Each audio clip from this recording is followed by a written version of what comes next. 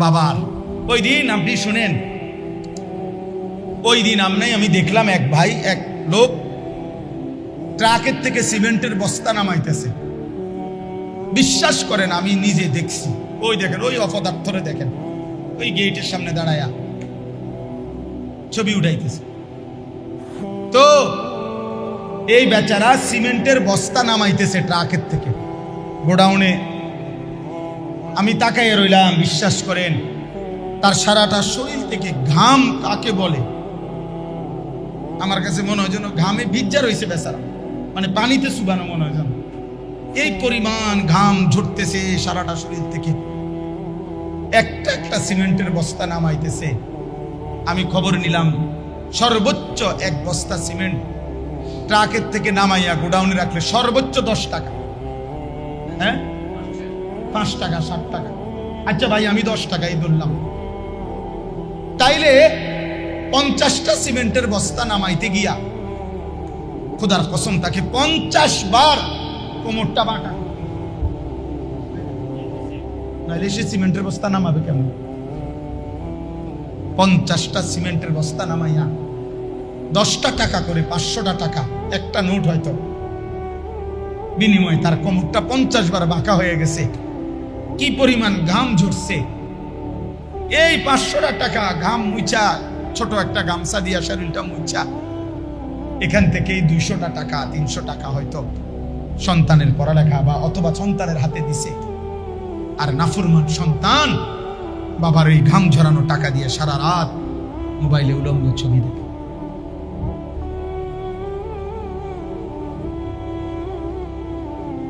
হায় সন্তান, তুমি যদি তোমার বাবার ঘাম দেখতা,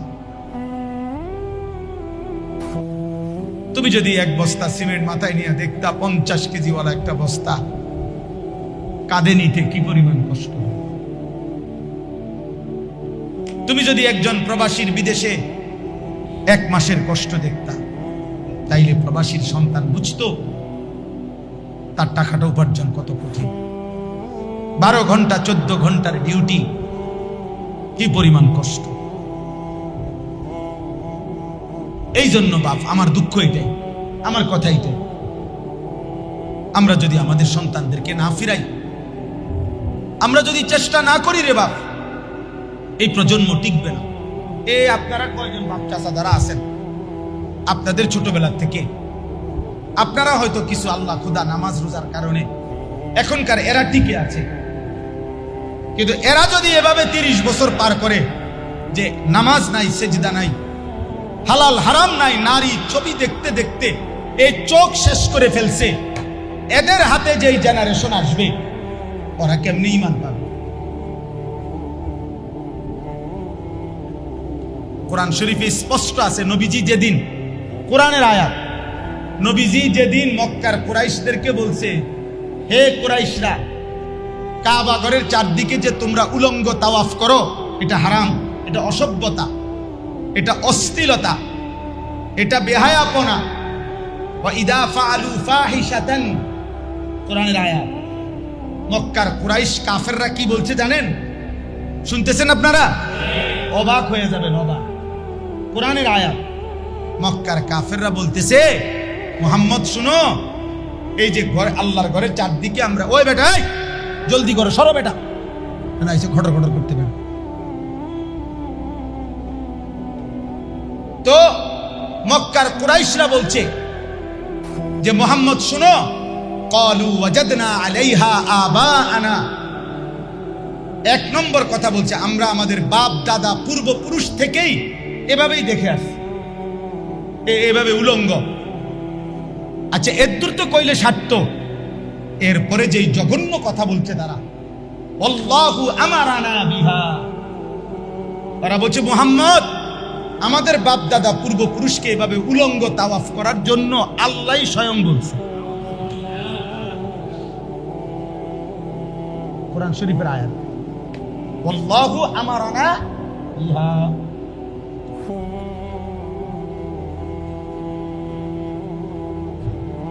একদিন মনে রাখবা ছেলেরা, তোমাদের সন্তান বলবে যে আমি বুঝ হওয়ার পরে আমার বাবারে প্রথম যেদিন দেখছি সেই থেকেই দেখছি আমার বাবা নারী দেখে, ছবি দেখে। অতএব এটাই নিয়ম। আমি বুঝাবার পরেই দেখছি আমার মা এভাবে অর্ধ উলঙ্গ কাপড় পরে বাজারে বাজারে ঘুরে। মেয়ে বলবে এটাই নিয়ম, এটাই নিয়ম। দেখেন দেখেন, মনে রাখেন। এজন্য আমরা এই অস্থিরতা প্রকাশ করি। আমাদের ফিকির এটা, আমার জিন্দিগির মেহনত এটা, আমার জীবনের স্বপ্ন এটা। আমার দেশের কিশোর যুবক আল্লাহর দিকে ফিরবে ইনশাআল্লাহ, ইনশাআল্লাহ। আগামী দিনে ওরা মাহাদির পক্ষে লড়বে ইনশাআল্লাহ, দাজ্জালের বিরুদ্ধে লড়বে। গাজা এবং ফিলিস্তিনের শেষ মুসলমানটাও শহীদ হলেও আর একটা মানুষও যদি বেঁচে না থাকে, মাটির নিচের একটা মুজাহিদও যদি শহীদ হয়ে যায়, তবুও বিশ্বাসী ইয়াকিন রাখতে হবে বিজয় ফিলিস্তিনের হবে ইনশাআল্লাহ, গাজার বিজয় হবে ইনশাআল্লাহ। সে মালিক দেখাবেন। পৃথিবীর কোন জালেমকে আল্লাহ তাআলা ধ্বংসের আগে পৃথিবীবাসী ভাবেও নাই ফেরাউনকে কেমনে ধ্বংস করবে। পৃথিবীবাসী জানতো না নমরুদকে মানুষ আল্লাহ কেমনে ধ্বংস করবে। পৃথিবীবাসী জানতো না কারুনকে আল্লাহ কেমনে ধ্বংস করবে।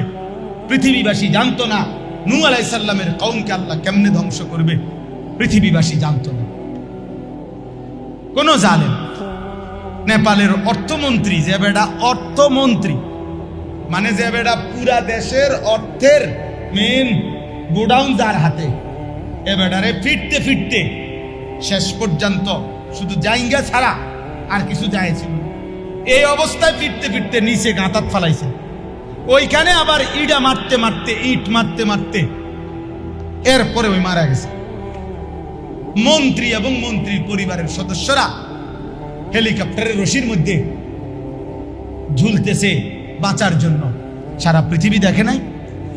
এটা কত 300 বছর আগের ঘটনা না 30 দিন আগের ঘটনা? এক সপ্তাহ হয়েছে। কি দোস্ত,